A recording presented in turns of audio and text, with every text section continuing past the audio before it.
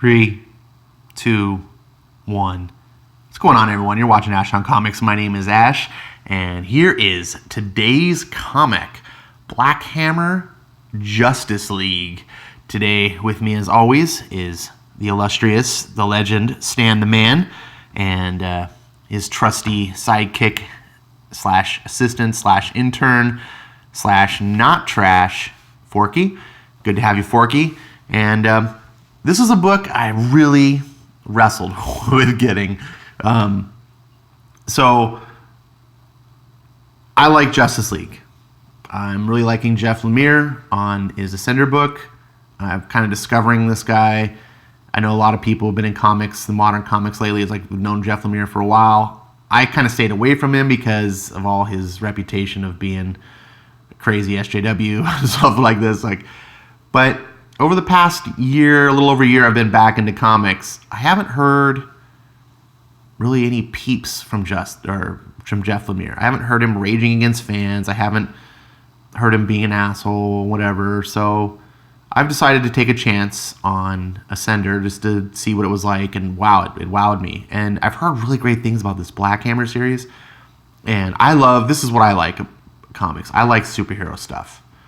I've recently become a Justice League fan thanks to Scott Snyder, and so I was like, wow, I saw this. This might be a good chance to dip my toes and see what Black Hammer is all about. So let's check it out. Here we are. Here are the creators: Jeff Lemire, Michael Walsh, Nate Picos of Blambot. What a weird name. So we start off. Once upon a time, there was a man named Abraham. He lived on a farm, and he liked it there. Abe hadn't always been a farmer. Once he was a great hero, a legend. But then there was a great cataclysm, and old Abe found himself in a strange land. But he wasn't alone here. Sweet jumpin' Joseph. Talkie walkie, what the hell are you done to my tractor? What does it look like, Abraham? I am going to get us off this farm once and for all. I want you to put that tractor back together right now. Oh, would you please calm down, Abraham? Talkie's really onto something here. He thinks he could make some kind of interdimensional antenna, blobbity, blobbity, blobbity. And then, oh dear, green, so much green. Oh, hello, Abraham, Barbalian. I didn't see you there. Where'd you come from? Wonderful, just what we needed.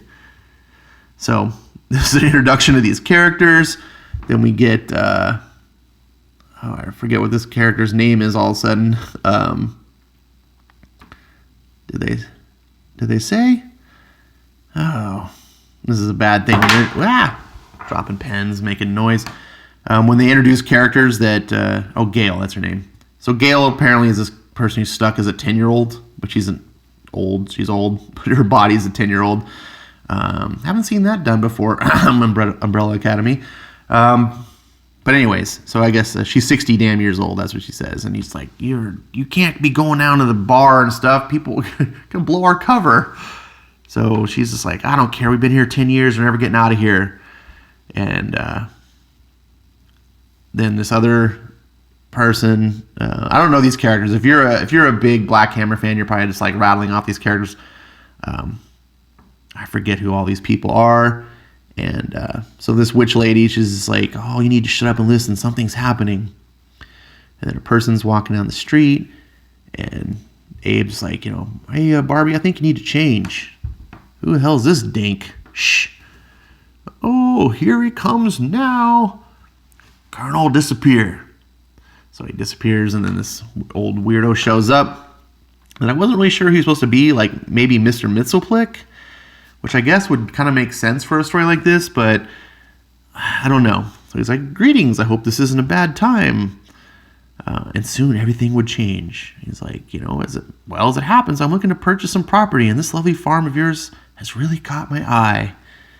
Meanwhile, in a land far, far away, there lived other legends. Do you see it? You don't need supervision to see that, Clark. Play nice, boys. You see Starro just raging havoc in the city. DC always has stuff like this. There's always just something raging through the city. These heroes were not lost, at least not yet. And so this is just your typical Justice League fighting Starro.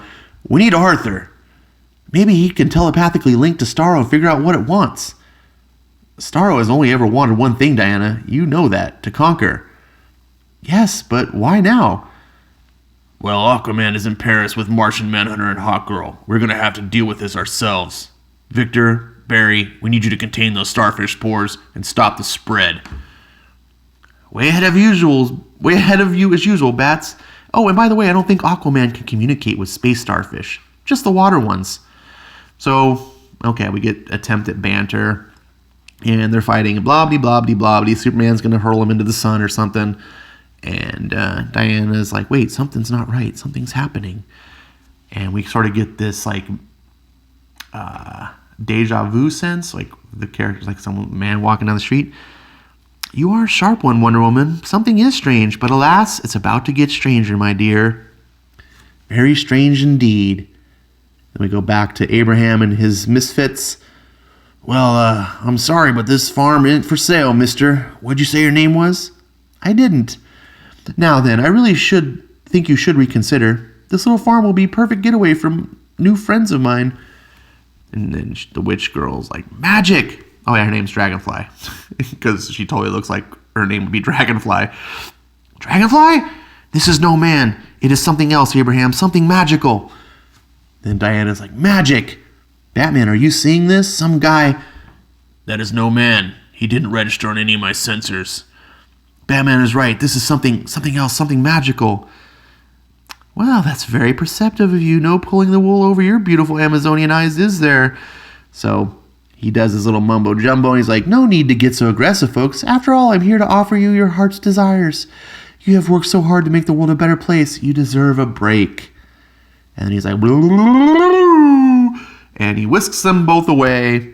Enjoy the trip. And switches places with them. So Gale's like, I think we're home. We're back in Spiral City. I don't think this is Spiral. The Daily Planet? Oh no, this has to be it. We have to be home. Please work. So she's trying to use her powers and she can't. And Barbalian is consoling her. We're not home. And then meanwhile, they're like, what the hell? A giant starfish? Ah, crap. I haven't been in a proper superhero fight in 10 fucking years. This is really gonna suck. Once upon a time. And so we see Clark Kent. And it's like where the story began. There was a man named Clark. He lived on a farm, and he liked it there. But then there was a strange event, and Clark found himself in this strange land. But he wasn't alone. Great, Krypton.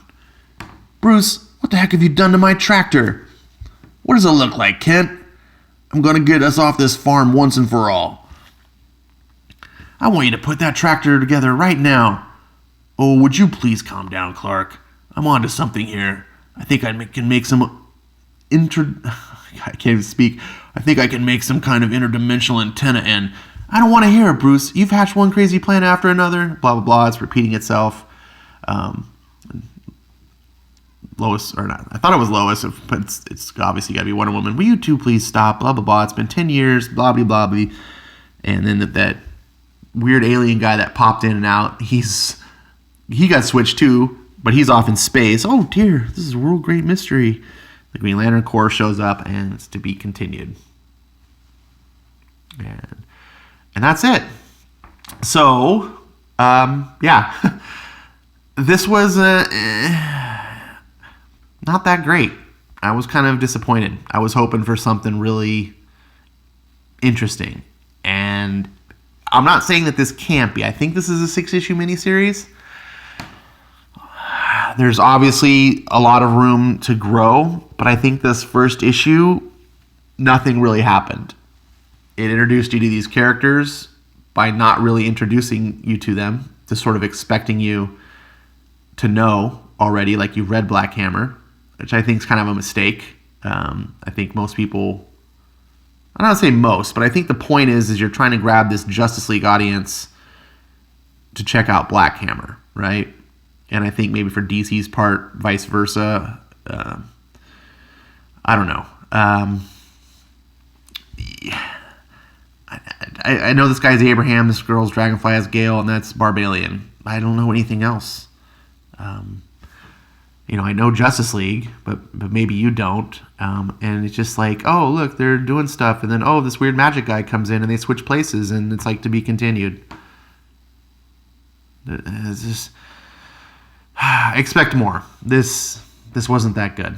So it could become something. This could just be a setup, but it was kind of a wasteful setup. I didn't need a whole comic book devoted to what happened here. I think you could have done half the comic book and then maybe spend the rest of the half going into the plot, like what the plot's going to be about, so that I care, so that I want to read more, that I'm like, ooh, I'm invested. Right now, I don't care. I don't even have any desire to read the next issue. And that's not good, because I had a desire to pick up this issue. So you actually went down. So the art is meh.